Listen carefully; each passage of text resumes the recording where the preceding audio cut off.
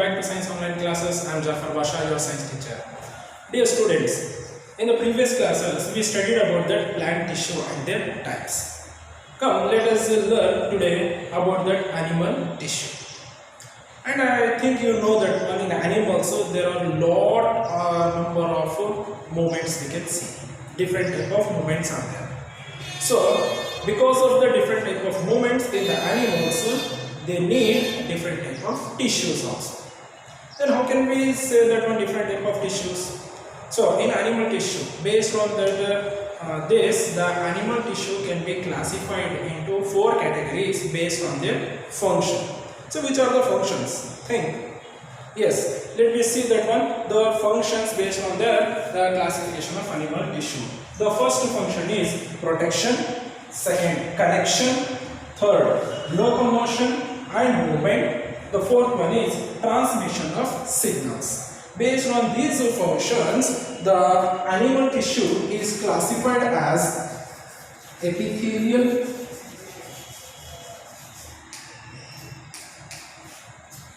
the second one is based on the connection function, they are called as connective tissue.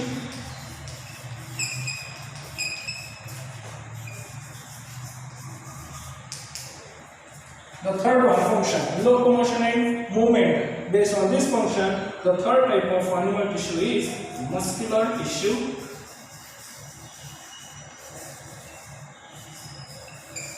And at last, based on the transmission of signals, the fourth type is nervous tissue.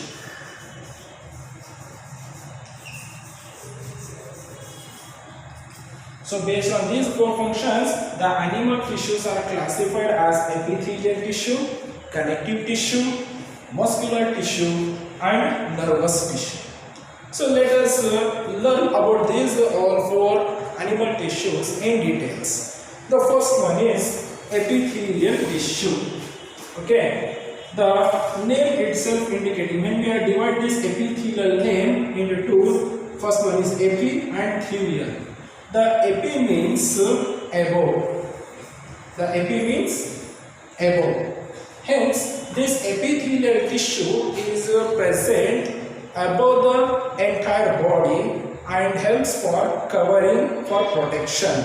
And also, this epithelial tissue forms a barrier between the organ systems to keep them separate with each other.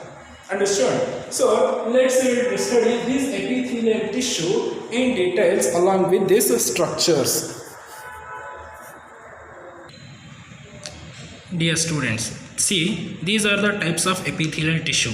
First one is simple squamous epithelial tissue, columnar epithelial tissue, cuboidal epithelium tissue and glandular epithelium tissue. So these epithelial tissue based on their functions again classified into 4 types. The functions are filtration, absorption and secretion, strength and again secretion. Such type of tissues are mainly used for transport and diffuse substances across the membrane and also perform filtration. Well, these type of tissues are where it is present. Yes, of course, these are present in the lining of the blood capillaries, alveoli, inner lining of the mouth, and as well as, how can we forget, it is present in the skin. In the skin, same squamous epithelium tissue forms a number of layers which are placed one above the other to form a protective skin. This skin helps for protection. Hence, this type of tissue is called stratified squamous epithelium. Then come to the next. The second type of epithelium tissue is columnar epithelium. These are column-like structures. Think why they are needed.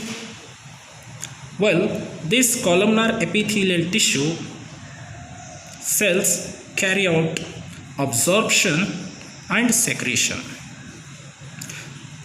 So these type of tissues are present at the lining of the intestine for absorption of digested food materials.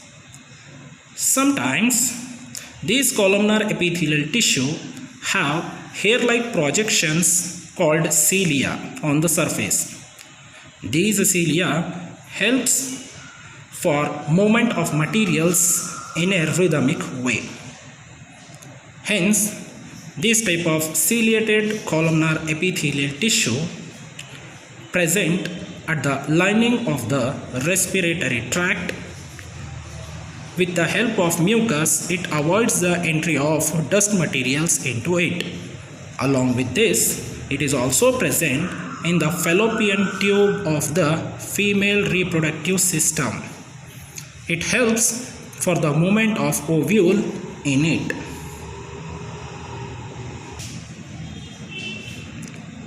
So these are the two locations where the ciliated columnar epithelial tissue is present. After this, let me study the third type of tissue which provides strength and support, that is called as cuboidal epithelium. These tissue cells are cube-like structures and present in the kidney tubules, thyroid and at the ducts. Remember, these cuboidal are cube-like structures which are present at the kidney tubules, in the thyroid and at the ducts of the salivary gland, and they are responsible to provide strength and support to these glands.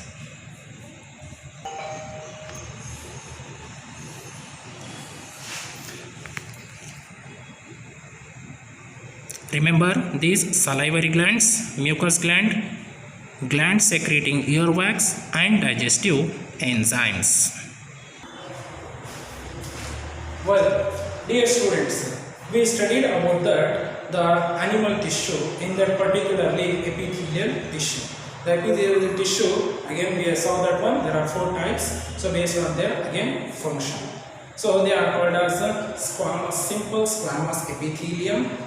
Then second one is columnar epithelium.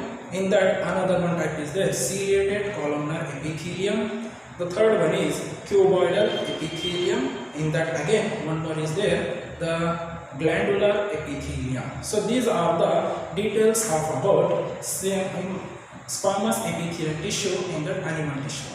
The later on we will study the next type of tissue called as connective tissue in our next classes. Hope you understood. So we will continue into the next class. Thank you all of you.